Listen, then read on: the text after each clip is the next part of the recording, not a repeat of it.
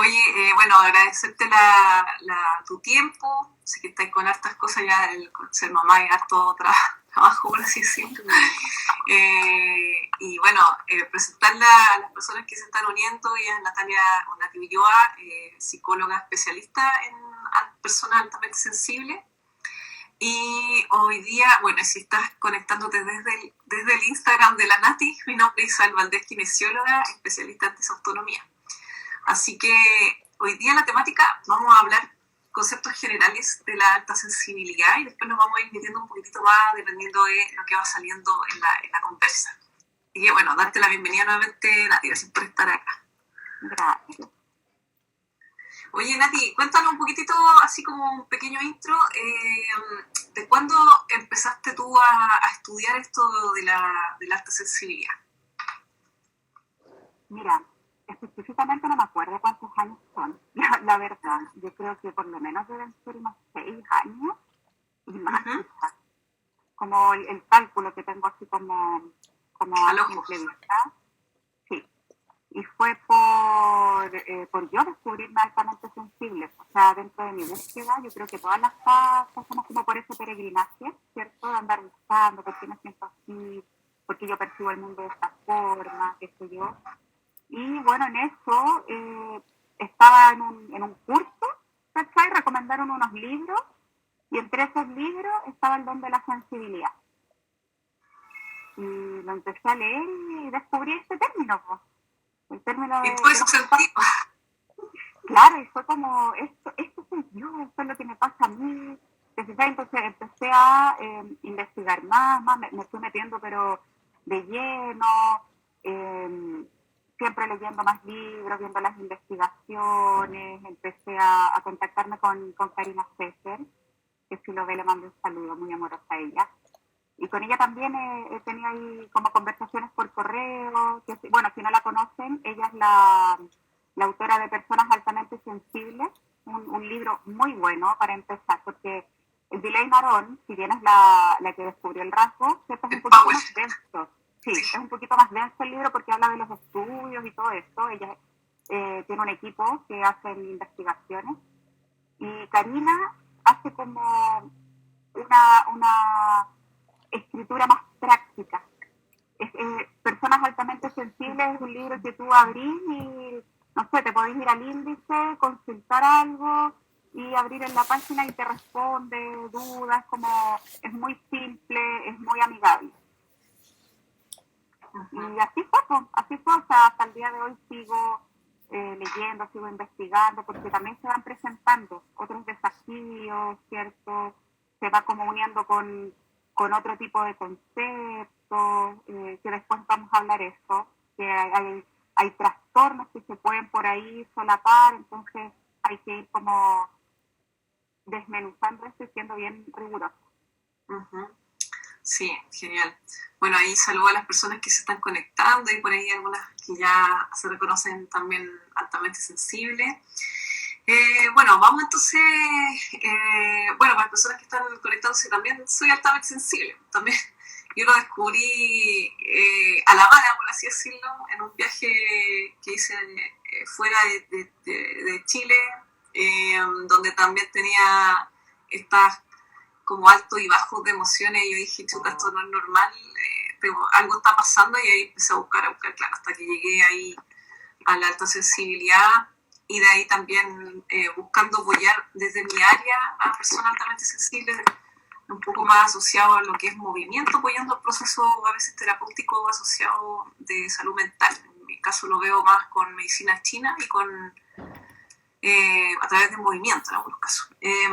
Entonces, veamos un poquito los pilares de la alta sensibilidad, estos pilares que sí o sí tiene que tener una persona altamente sensible. ¿Vamos uno y uno o lo vamos comentando? Vamos comentándolo, quizás. Vamos comentando, mira, Claro. bueno, estos pilares, ¿cierto?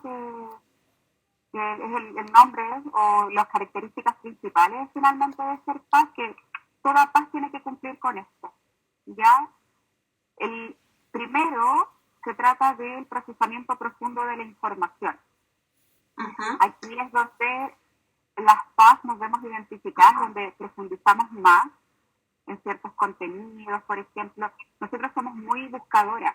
Es como que hoy día escuchamos una palabra nueva y vamos inmediatamente a buscarla, así como ya, ¿qué es esto? Y desde ahí vamos uniendo en el fondo ese concepto con conceptos anteriores, todo lo que tengo en mi banco de datos interno. Tenemos también un pensamiento que es como más divergente, ¿sí?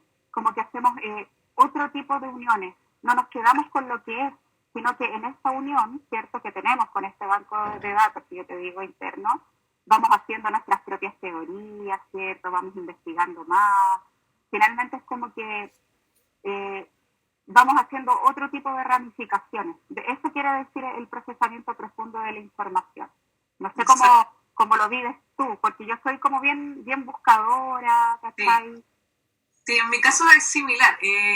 Como que me he dado cuenta, obviamente uno pasa por procesos al reconocerse altamente sensible, pero ya cuando ya estamos todo lo del pasado ha sido procesado, qué sé yo, uno empieza a darse cuenta de cómo disfrutáis toda esta sensibilidad, cómo le saca como el trote, por así decirlo, cómo lo ves como un don más que una carga, cómo le sacas partido a esto. Entonces, claro, en mi caso está también esto de buscar y hacer links con cosas que, aquí hay algo, aquí hay un link, que no todo el mundo logra ver.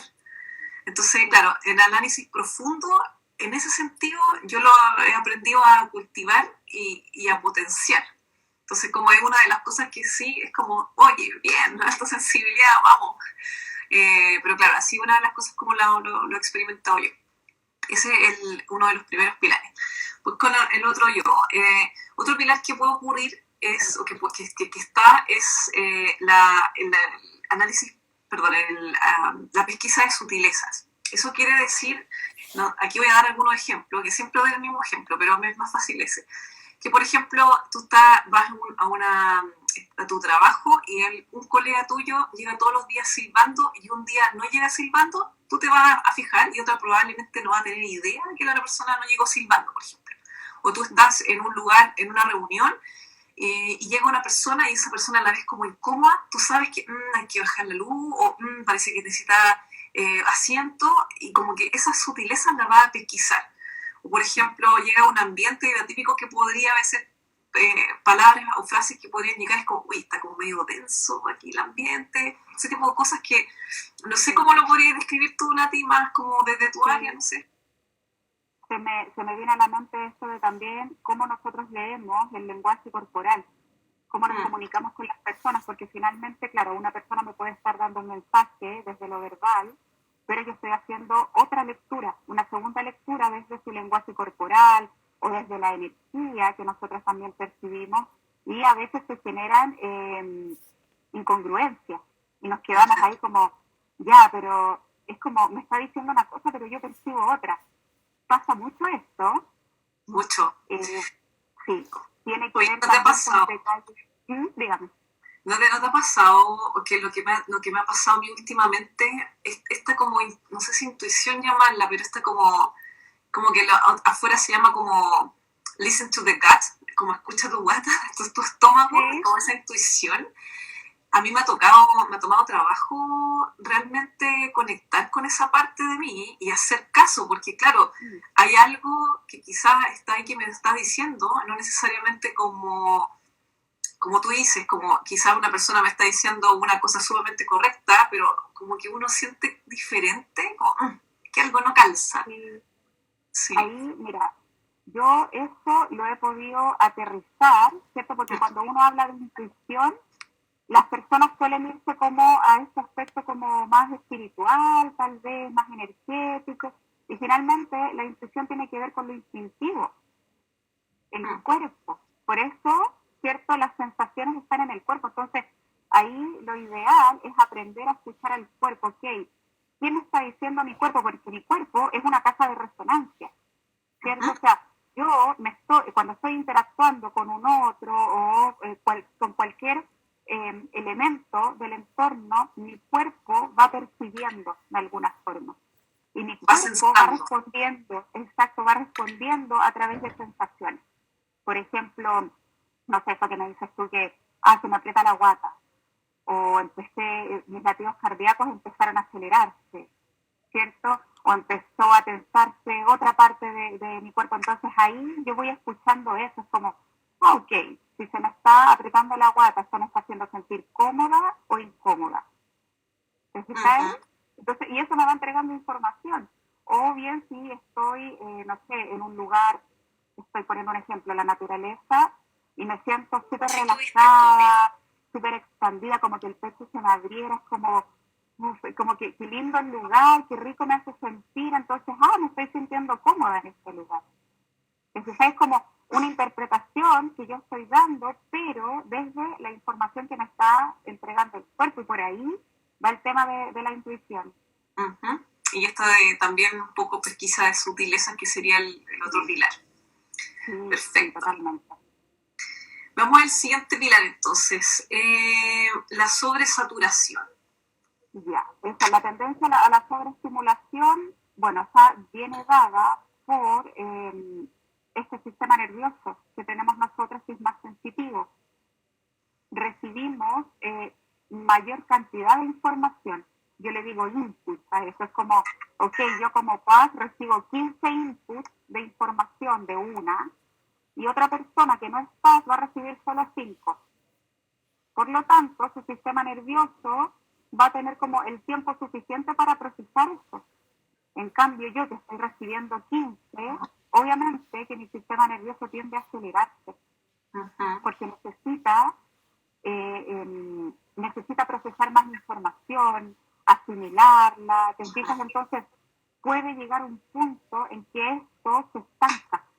Imagínate que van entrando, es como, siempre yo doy el ejemplo de como estas máquinas industriales de frutas, que las van ordenando, ¿Ya, ya? entonces van pasando ya las naranjitas, por ejemplo, ya, y van las naranjas por este embudo, y van saliendo por abajo ordenándolas, pero ¿qué pasa si vienen muchas naranjas?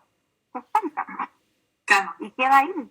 Y Ujú. después no logro aterrizar, ¿cierto? O sea, la naranja no logra bajar y ordenarse y queda todo aquí. Lo mismo con la información que procesamos nosotros, como queda todo acá, ¿cierto? Me siento como bloqueada, me siento saturada, no logro aterrizar, poner en práctica también esta información, y por lo tanto necesito más tiempo y más espacio para poder decantar todo.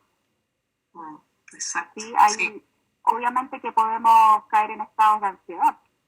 De hecho, claro. que tendemos a la ansiedad o a la depresión también. Mm. Porque claro, o sea, y aquí está como creo yo, la importancia de saber, más que tener una etiqueta, porque si tú sabes que eres altamente sensible, puede empezar, ya sea con ayuda de salud mental, psicólogo, a empezar a gestionar emociones para que estas naranjitas no colapsen y sean un poco más distribuidas, y que te logres no colapsar a tu sistema, ya sea con procesos ansiosos, ya sea con procesos de depresión, ya sea con otros procesos para yo evadir adicciones y un montón de otras cosas que se empiezan a entrelazar acá.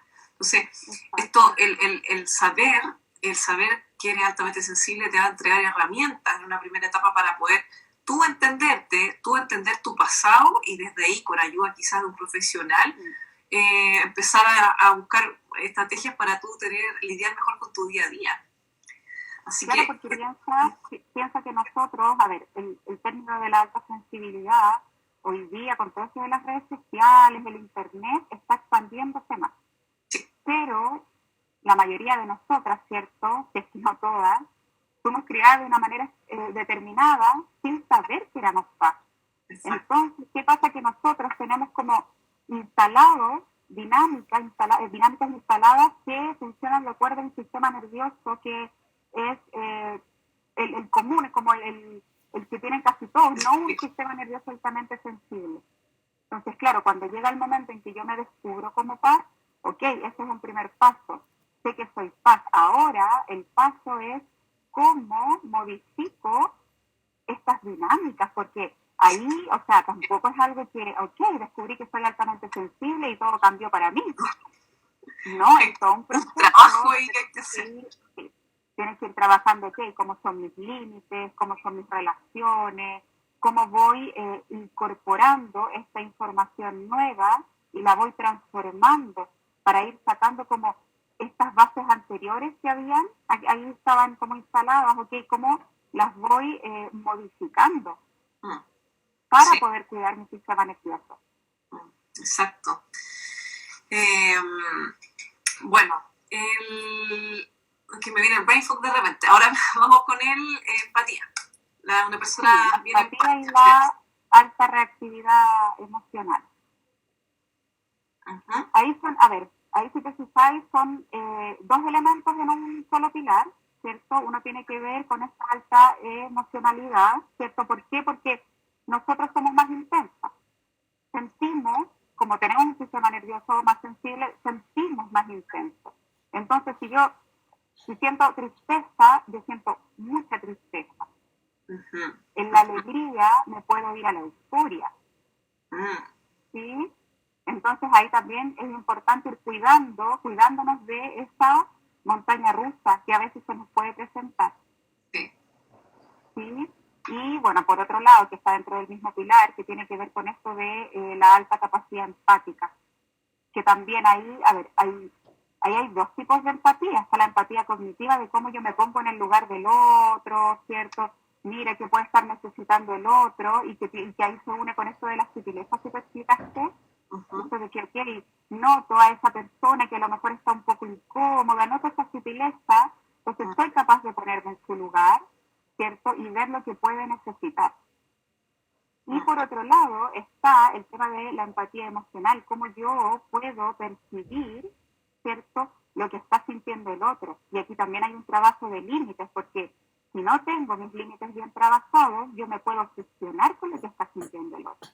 Y esto Uh-huh. es súper power, porque Wow. yo me puedo perder en la sensación del otro si no lo sé manejar. Exacto, sí, he recibido comentarios como no, mi pareja, yo no sin reconocerse, personas que no saben, por ejemplo, que están recién averiguando, es como, no, tengo mi pareja que tiende a como estar más más deprimido y como que me contagia y me termino cansada. Sí. Ahí, justo ahí lo que pasa, lo que puede Sí. pasar. Yo creo que también va por ahí el tema de que a muchas FAS les cuesta estar en pareja por lo mismo, porque no logran hacer esa diferenciación, ¿te fijáis? O sea, no logran instalar ese límite que no es de aquí, no es un límite mental, es un límite que uno tiene que irlo trabajando desde lo corporal, desde lo sensorial. Claro, claro, claro. El tema de los límites es un temazo, ¿no? Porque Sí. me voy a, bueno, ahí cerrando un poquito como los cuatro pilares antes de que nos vayamos en la profunda. Esos son los cuatro pilares, ¿ya? Es importante destacar que esta sensibilidad o la sensibilidad al procesamiento sensorial se describe como un rasgo de la personalidad, no como una enfermedad, una patología. En base a eso, como hay personas introvertidas, extrovertidas se describen más o menos, ahora aumentó un poquito el porcentaje, ahora entre un 20 o 30% altamente sensible a nivel en el mundo, ¿ya? Entonces, a medida que se va conociendo más gente va averiguando, etc. Pero obviamente hay test, como self-test que tú puedes hacer, está en el link de la Nati, también está en mi link, también está el acceso directo al test de paz, de alta sensibilidad, pero obviamente estos test no descartan un diagnóstico de profesionales, ¿ya? No se queden solamente con ahí con el test, porque a veces se puede correlacionar con otras cosas más, que es importante que lo vea el criterio diagnóstico un profesional en algunos casos, sobre todo cuando la cosa está un poco media ambigua, pero eso como aclarando en general. Ahora quería, aprovechando que estábamos hablando del tema de las relaciones de sensibilidad, y que esto creo que es importante que lo hables tú desde tu perspectiva, porque muchas personas no se dan cuenta de que esta alta sensibilidad, sin verla, sin procesarla, puede llevar a correlaciones de codependencia por la alta empatía o qué sé yo. ¿Te ha tocado o qué nos podrías contar un poquito de eso? Porque ha sido un temazo igual ver eso. Es que sí, o sea, si te vas por esa área, claro que tú puedes terminar siendo codependiente o puede terminar dependiendo mucho de alguien o de algo.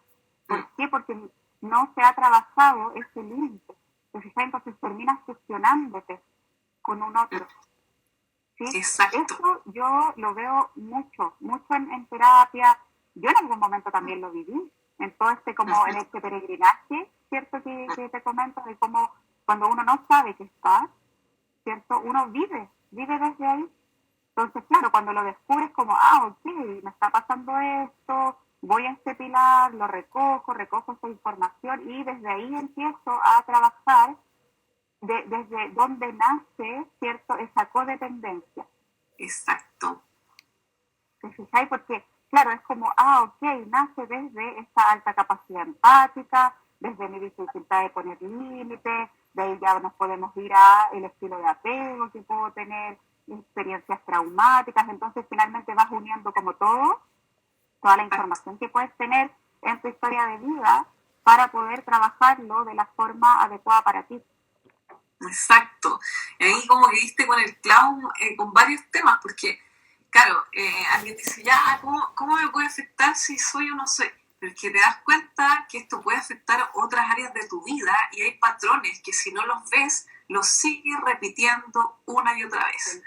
Que el personaje narciso, codependencia y un montón de cosas, repito. Entonces, si yo quizás el saber, ya puedo empezar a ver, insisto, porque aquí hay que hacer un trabajo de pasado, de historia de vida, hay que hacer un trabajo. Y esto a muchas personas es probable que no haya tocado sola en su momento vivirlo, porque claro, estábamos recién descubriendo, ya de repente sí vamos a terapia, pero la gran mayoría empieza a vivirlo solita la persona altamente sensible. Es algo similar a lo que ocurre con disautonomía. Se empieza a aislar la persona. Sí. O sea, te digo que personalmente igual a mí sí me han llegado comentarios de como, uy, sé que caminar sobre huevo, así. Sí. Comentarios así como, uy, no te puedes decir nada porque, uy, súper sensible. Y así sí. te vas recibiendo ese tipo de cosas que te van opacando a la persona, autoestima y un montón de otras cosas más que se ven influidas. Entonces, tú para llegar a empoderarte realmente de la alta sensibilidad, hay que pasar por procesos que a veces es necesario un apoyo de profesionales de salud mental para, en el fondo, finalmente acá lo que ocurre es que con la ayuda profesional de salud mental te acortas tiempo. O sea, sí, hay que masticar a veces el proceso y es duro en algunos casos, sí, pero una vez que estás empoderada, la cosa es... tú cambias tu mirada de mundo, creo yo. No sé si te pasó algo así, Nati. Sí, totalmente. O sea, mira, esto, si te lo muestro como de una manera gráfica, imagínate que tu alta sensibilidad es como, no sé, un cuarzo, por ejemplo, pero ese cuarzo, como no era conocido, la gente no sabe lo que significa ese cuarzo, empiezan con estos comentarios y se empieza a envolver ese cuarzo. Sí, de puras capas de barro, ese barro se empieza a secar, ¿cierto?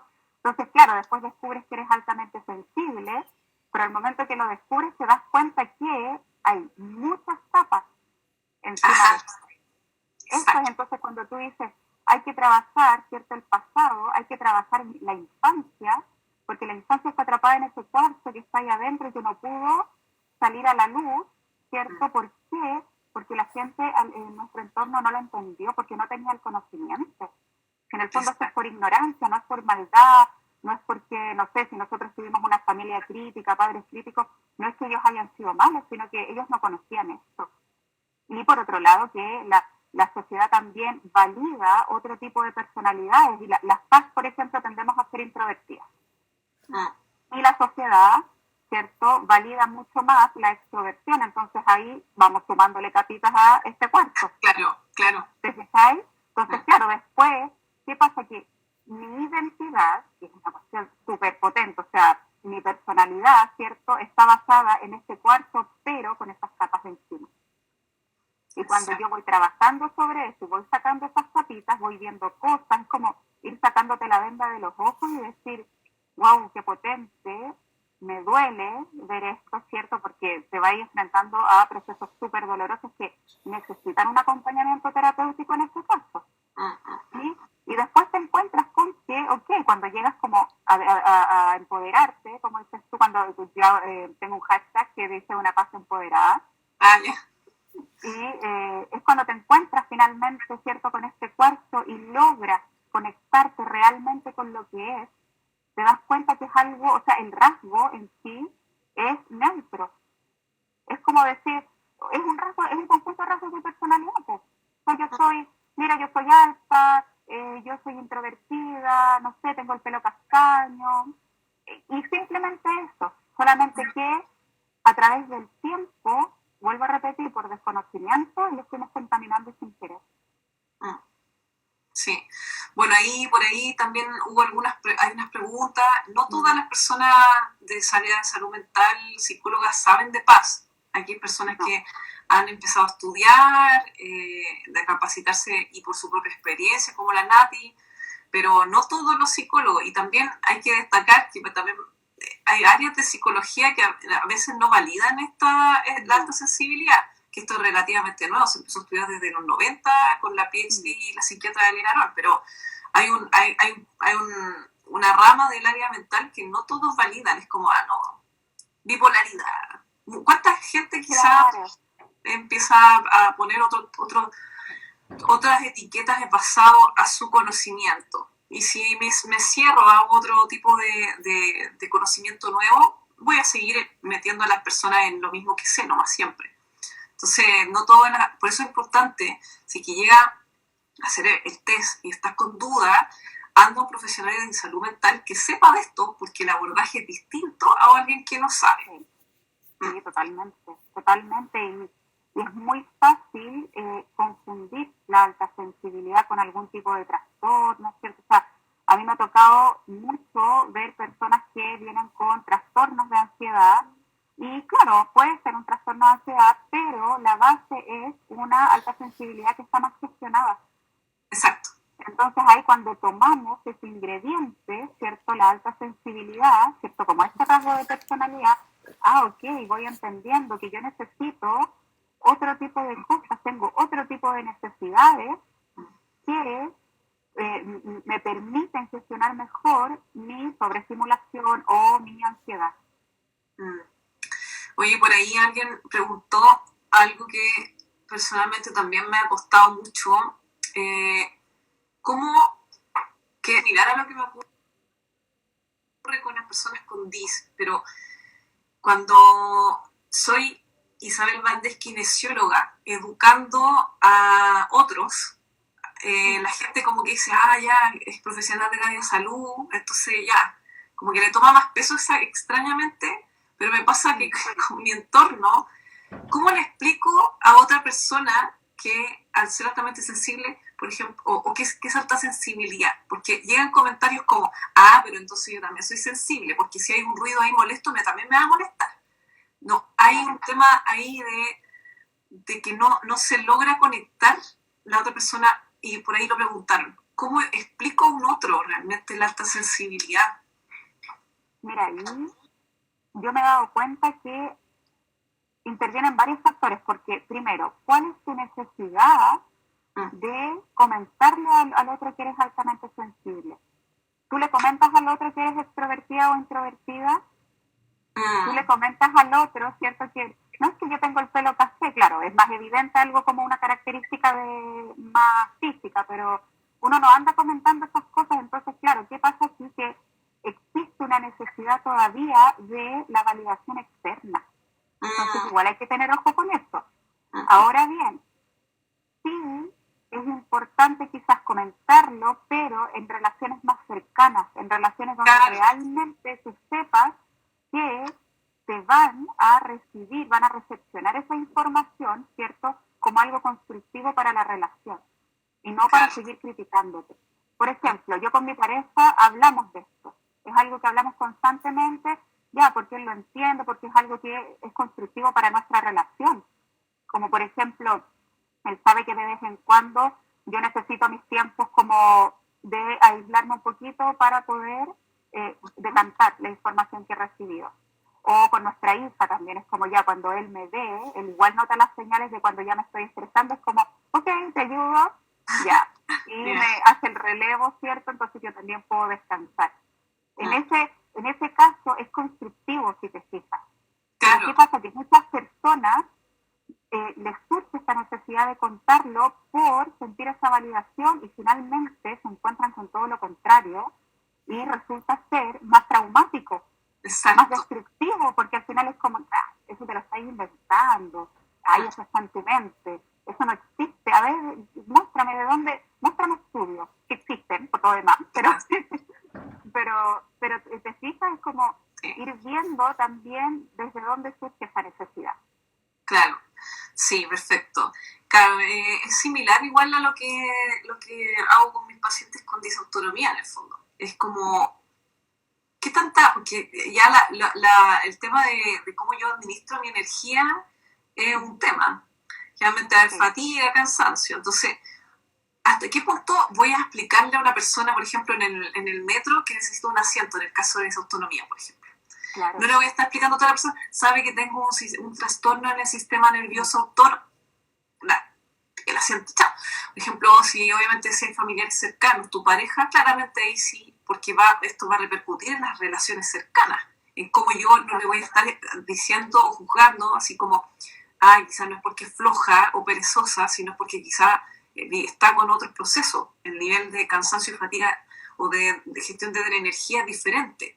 Entonces quizás antes de prejuiciar me tomo unos segunditos y quizás hablo. Aquí siempre yo digo también el tema de la comunicación efectiva, que es fundamental. Sí. Entonces, bueno, sí, obviamente desde donde buscas tú a quién le hablas sobre la alta sensibilidad, obviamente sí, importante, pero claramente a veces a mí, por lo menos personalmente, a mí me ha costado con familiares que son importantes para mí, son importantes. Es harto desgaste energético intentar explicar.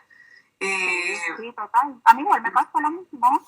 Y claro, porque alguien pensaría, ya, pero tú eres especialista en alta sensibilidad, así como que tendría que tenerlo todo manejado. Y no, también, o sea, mi familia cercana, yo sé que todavía no entienden como en su totalidad lo que significa ser altamente sensible.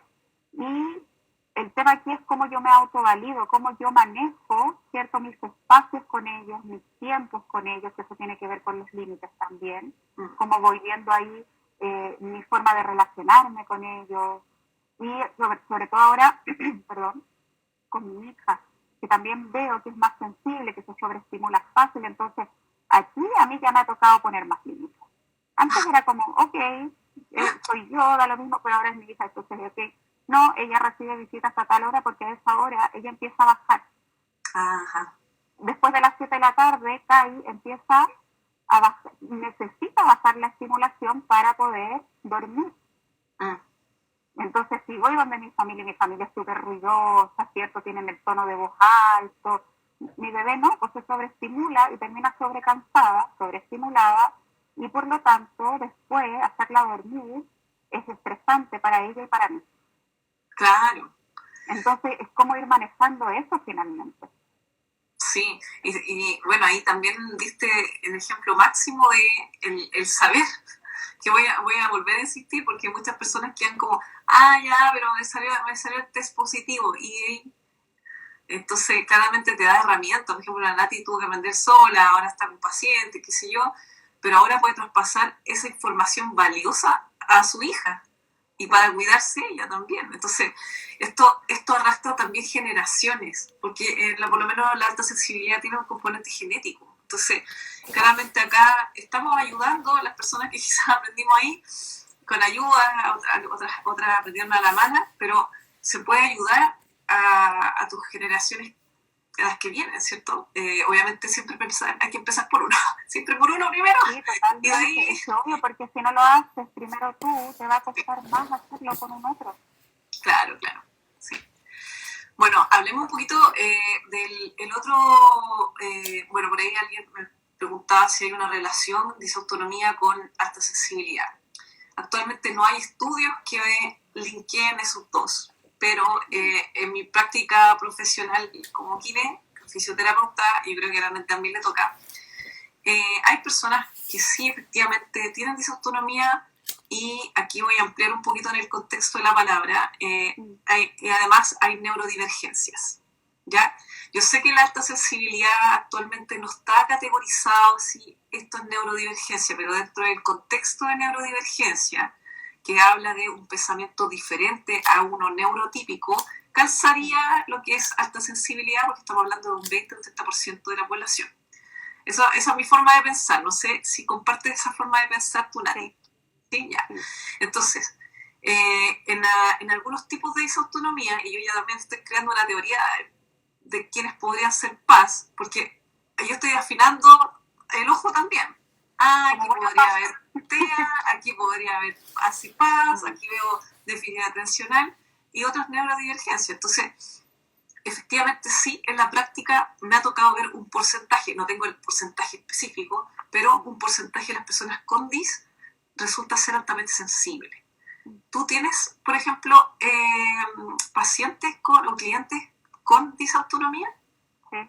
Sí, tengo pacientes con disautonomía, hay también por fibromialgia, por ejemplo, que también, si bien no existe una relación causal, así como no por ser paz, tienes fibromialgia. Claro. ¿Se entiende?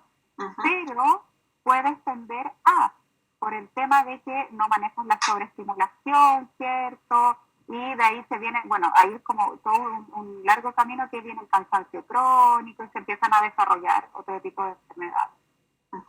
Sí, y bueno, y una de las neurodivergencias con la que hay un poquito más de controversia es con el trastorno de espectro autista. Que este espectro es bastante amplio.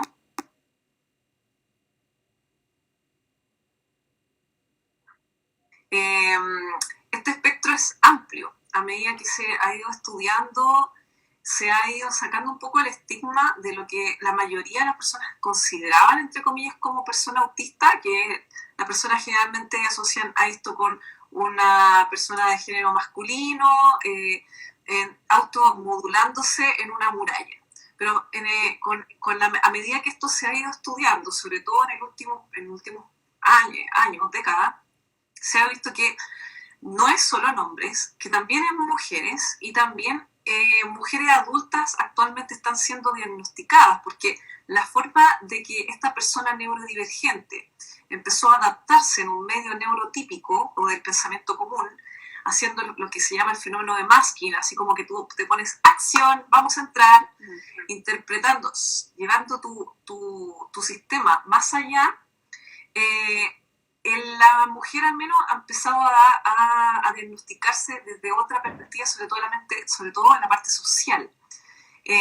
Pero aquí a veces hay dudas y eso todavía está como en proceso de estudio, aunque igual hay estudios actualmente que hacen la diferenciación en términos de electroencefalograma, donde se analizan estudios de personas TEA versus personas PAS y otras cosas más, donde se ve que la estimulación a nivel cerebral frente a diferentes estímulos es diferente, hay diferente activación a nivel cerebral. Pero claro, está en la parte más clínica, claro, no vamos a tener todo un encefalograma para hacer el tema, pero en la parte clínica es la que aquí yo creo que da la experiencia del experto en salud mental, ¿no? Aparte de los test que hay, pero no sé qué viene ahí. Súper complejo este tema, me da un poco de miedo hablarlo porque sensible. Lo que pasa es que sí, la comunidad autista está invalidando mucho el tema de la alta sensibilidad. También creo que es por desconocimiento. Yo creo que entre TEA y PAS hay muchas similitudes, es verdad, ¿cierto? Y las diferenciaciones son muy mínimas, o sea, son detalles. Entonces, para poder llegar a esa diferenciación es importante ir desmenuzando.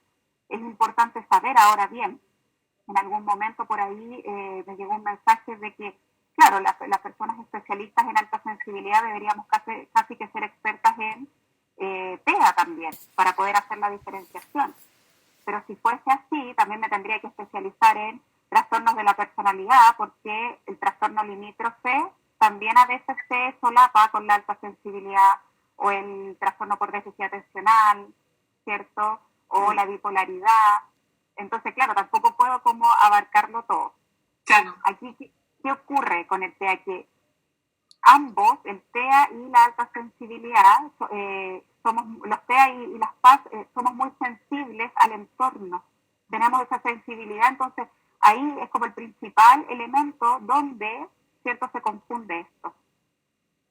Pero en los TEA yo lo que he visto, lo que he leído, ¿cierto?, me falta mucha información, además que es como, está eso del alto funcionamiento, que antes, no sé cómo ha ido cambiando eso, ¿cierto?, porque con el tiempo, claro, antes eran las personas Asperger, ahora ya no se ocupa ese concepto, entonces está muy desactualizada la información, ¿sí? Y claro, hay en el procesamiento sensorial, en ellos hay una hiper y una hiporeactividad.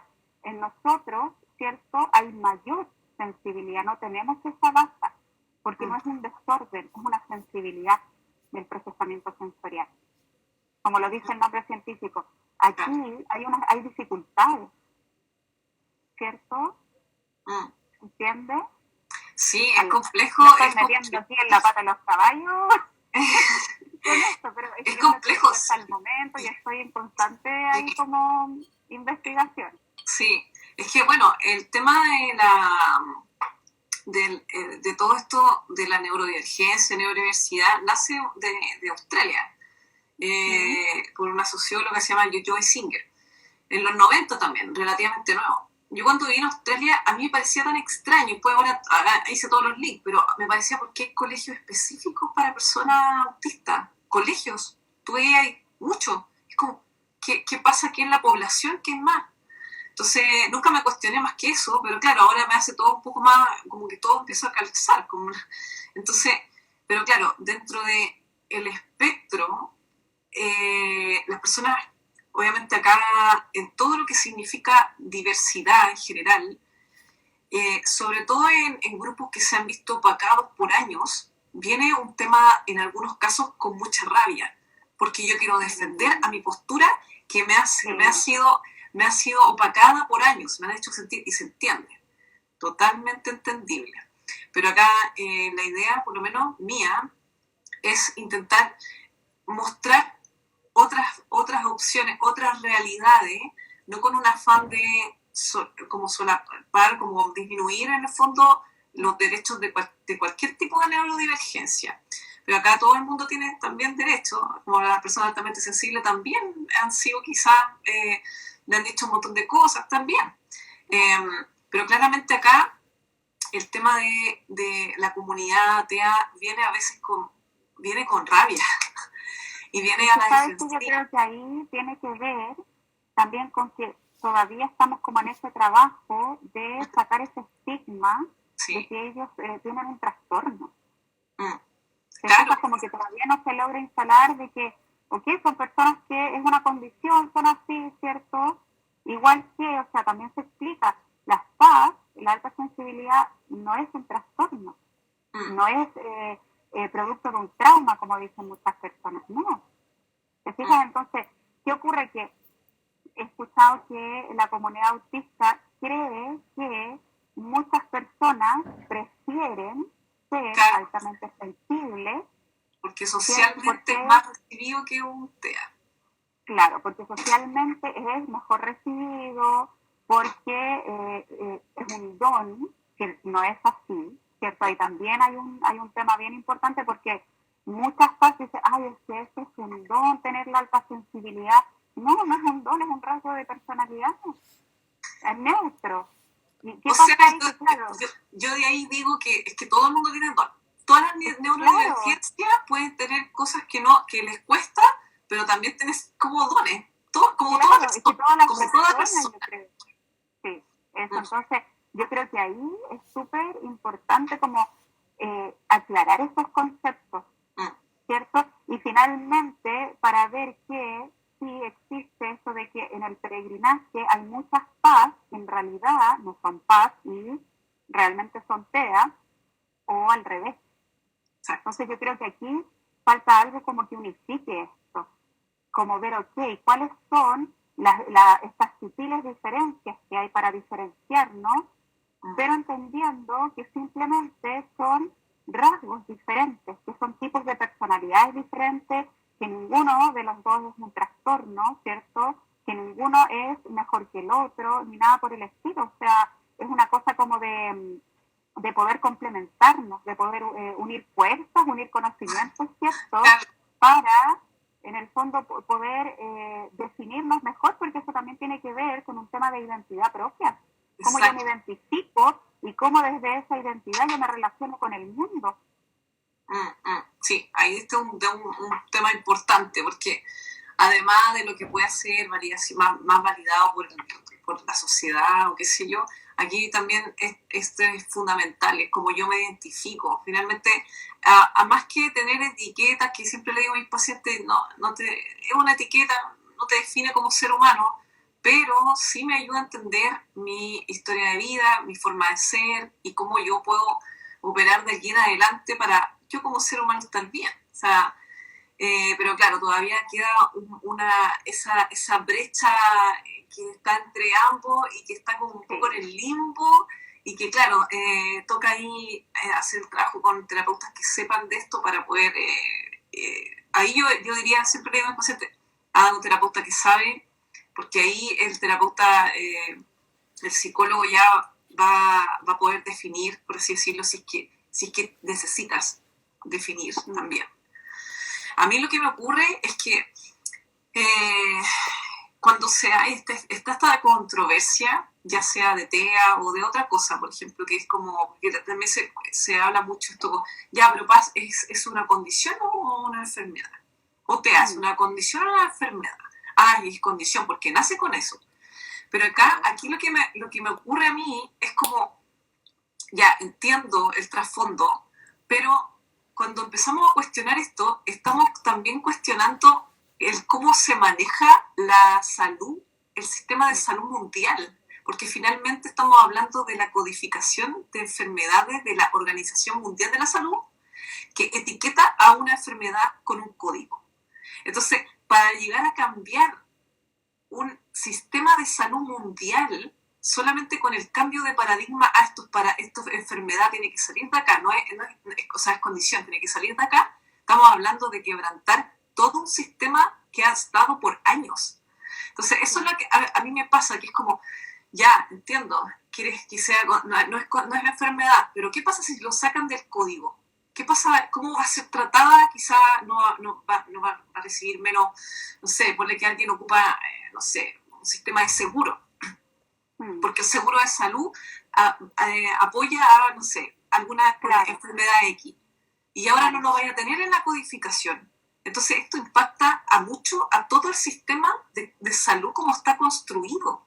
Entonces eso me pasa a mí de repente, que es como, pucha, ya sí, entiendo que está como ya, no definamos enfermedad o condición, pero más allá de eso, como te sirve ya como comunidad, pero llegar a quebrar el sistema de salud que lleva años, eso no va a pasar así de un día para otro, o sea, no sé, Claro, yo creo que entender la idea, como que me...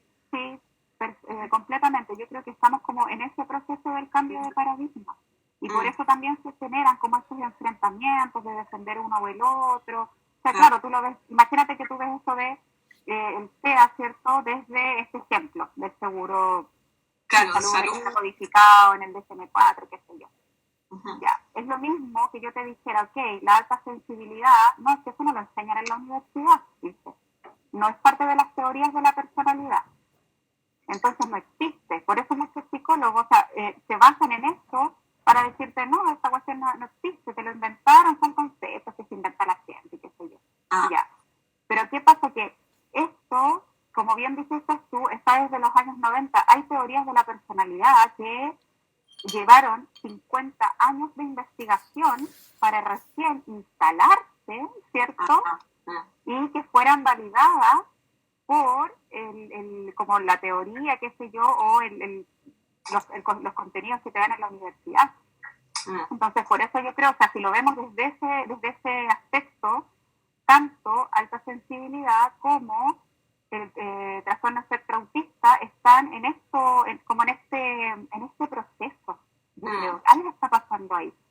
Sí, bueno, y la neurodiversidad va a agarrar vuelo, o sea, es como que afuera por lo menos está full, de hecho, Si hay alguien acá interesado, se viene a una conferencia de la Universidad de Stanford, hay que pagar, sí, pero bueno, si sabe inglés, hay una conferencia de neurodiversidad que se viene ahora en octubre, por si te interesa el tema, porque para mí es tan importante mostrar esto de la neurodivergencia.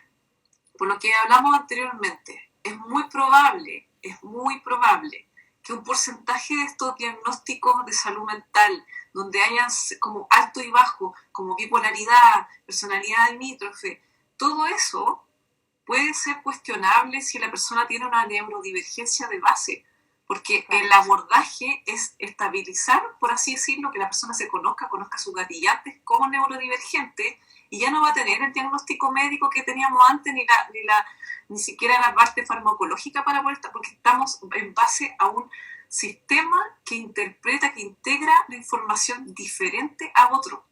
Entonces, para mí por eso es tan importante mostrarlo, porque esto quiebra un poco el paradigma de un montón de gente, porque me ha pasado con pacientes. Es como, vienen con el diagnóstico de bipolaridad, un montón de fármacos para poder estabilizarlo, y es como, ¿sabes qué? Me diga que eres altamente sensible, lo derivo a profesionales de salud mental, resulta sí que tienen que hacer cambios de estilos de vida, sí o sí hay que hacer cambios de estilos de vida, sí. pero ya no tienen el diagnóstico, ya no tienen un montón de fármacos para poder estabilizarse, y es otra forma de vivir. Entonces, para mí es importante por lo menos mostrarlo. Sí, no, totalmente, es que tenés toda la razón, porque finalmente tiene que ver con esto, es como, ok, si yo tengo distintas necesidades, obviamente que tengo que hacer un cambio de estilo de vida, y eso me va a cambiar todo el panorama. Exacto. Sí. Así, me apasiona. Yo como paz también, o sea, me pasa eso, yo tuve que cambiar mi estilo de vida, o sea, casi que del cielo a la tierra, para poder entrar en un estado de mayor empoderamiento, de bienestar, ¿cierto? De sentirme tranquila, porque si no, era constantemente, o sea, para mí vivir en la ciudad, ¿cierto? Ahora yo vivo en el campo, feliz, pero vivir en la ciudad era una constante sobreestimulación. Entonces estaba todo, los días de estrés, vivían el estrés. Y a muchas personas les pasa, o sea, personas que ni siquiera son paz, que ni siquiera son TEA, viven en un constante estrés, pero claro, tu sistema nervioso quizás lo puede sostener mejor. Nosotros no. Uh-huh. Y de ahí donde se empieza a generar condiciones quizá a largo plazo crónico, etcétera. Entonces esto implica varias cosas, así que es importante verlo. Bueno, no sé si, yo creo que vamos cerrando, se pasó súper rápido la hora, esto es súper entretenido con la conversación. Sí, yo creo que ahí tenemos que, mira, si hacemos más investigación y todo, yo creo que tenemos tema, pero para rato. Sí. Bueno, yo estoy preparando ya a liberar en uno de los artículos científicos, empezar un poco, que quiero darle un poco más del área de sensibilidad, procesamiento sensorial. Yo quiero ya empezar a tirar más información de eso, porque hay mucha gente que es como que no lo toma en cuenta, como, pero sensible, es como, oye, no, efectivamente hay cosas que ocurren a nivel cerebral, hay otra activación, y como que, bueno, ahí se viene pronto, que yo estoy preparando un artículo para hablar un poco de eso. Oye, Isa, yo te iba a preguntar, ¿tú tienes un curso que de disautonomía y ahí hablas de alta sensibilidad, como ¿podrías saber alguna como relación? Sí, mira, el curso empezó a ser un curso chiquitito y terminó como de 10 módulos, con cada módulo con subclases, qué sé yo. El curso de disautonomía es para personas con disautonomía, pero con una disautonomía que viene de larga data, no una disautonomía gatillada por COVID prolongado ni nada, una que viene generalmente de infancia, se gatilla en la adolescencia. Para ese tipo de personas con disautonomía, da herramientas, conceptos. Obviamente a mí me gusta educar desde la parte que, como no tengo idea del sistema nervioso autónomo, ¿me podría explicar qué diablo es eso? Ya, va como la parte general, va la perspectiva de persona que también vivió el proceso de diagnóstico, todas las etapas de aceptación de una enfermedad crónica también va ahí, y va una larga sección en términos de técnicas de conservación de energía, que es una de las cosas que yo me dedico, que tiene que ver con la gestión de la fatiga, energéticamente cómo yo gasto mi energía, y un montón de tips más prácticos, que yo sé que a la gente le gustan los tips, pero obviamente van enfocados en que el autoconocimiento. Ahí venía una sección de paz que tenía un módulo extra, un bonus track con alta sensibilidad. Sin embargo, y estoy preparando ya, hice un tema con una terapeuta ocupacional, donde hablamos del tema de neurodivergencia, y ahí meto yo sensibilidad, procesamiento sensorial y esa autonomía, que es más específica. Oye, pero igual, bueno, ahí lo vamos a estar esperando, pero igual bueno comentarlo, porque yo sé que en mi cuenta hay muchas PAS que tienen disautonomía, y es súper bueno como informarse, o sea, vivir estos procesos de manera informada, bien informada, ¿cierto? Por una profesional, especialista, ojalá en el área, ¿cierto? Por eso también hice el live contigo, porque tú eres especialista en disautonomía. Entonces quizás ahí puedan ir a echarle una miradita al curso, yo sé que les puede servir. A veces, antes de tomar terapia, yo considero que a veces es bueno informarse, porque cuando tú vas a la terapia, llegas a la terapia informada, los procesos son mucho más nutritivos. Sí. Hacen los insights de forma mucho más profunda, más rápida, los cambios que se generan son mucho más potentes. Entonces, por eso para mí el hecho de poder informarse, de sea lo que sea, ya la alta sensibilidad, la disautonomía, TEA, que estamos hablando, la neurodivergencia, a través de como te decía, leer, cursos, no, o sea, se cambia mucho el panorama. Bueno, a mí personalmente, cuando yo estoy haciendo ya rehabilitación 1-a-1, no me da el tiempo para educar todo lo que está implicado. Entonces, claramente para mí el curso fue un tema de ya. Yo ya creé el contenido. Si lo quieres comprar, ahí está. Si te quieres ahorrar tiempo, porque mi objetivo acá, claro, yo aprendí sola, pero la idea acá es entregar información a gente que está recién diagnosticada, viene perdida, necesita vivir procesos importantes y entenderse. Entonces, para mí, la entrega del curso es ahórrate tiempo, ve el curso, aprende de ti a través de lo que te entrego, toma lo que te sirva. Pero el ahorrar tiempo de que quizás puedo prevenir una crisis, de quizás yo puedo recuperarme o acortar los procesos de descompensación para finalmente ganar calidad de vida, eso es el objetivo del curso. Eso. Así que bueno, si están interesados en el curso, ahí me mandan un mensajito por interno, yo les mando el link. Esto también ha sido un proceso para mí como profesional, lanzarme en esto. Este curso lo venía gestionando yo con un grupo. Iba haciendo contención del grupo dentro de lo que puedo, pero creo que ¿para qué esperar ciclos? O sea, si hay gente que quiere empezar, lo voy a dejar abierto, pero claramente, bueno, sí, un proceso personal. Pásame el link también para yo poder publicarlo en mis redes, porque yo sé que hay harta gente que puede estar interesada, y como te digo, es importante tomar esta información, o sea, como te digo, nos puede cambiar el proceso de forma súper potente. Sí. Bueno, muchísimas gracias a las personas que se conectaron. Esperamos que la información acá te haya hecho sentido. Si tienes consulta, puedes ir donde la Nati, que ya es especialista, psicóloga, especialista en alta sensibilidad.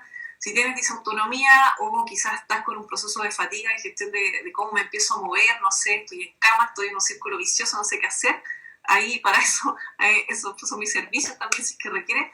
Así que los dejamos. Nada, le damos las gracias a todos, te doy las gracias a ti, Nati, por tu tiempo. Yo sé que estás como justa, y así que muchas gracias por estar acá. No, a ti, gracias. Yo feliz que sigamos profundizando en esto, así que vamos a ir investigando. Apoyándonos. Genial. Sí. Buenísimo, pues que estén muy bien, entonces disfruten su día y ya nos vemos en otra instancia. Chao, Nati, un abrazo. Chao, chao. Cuídense.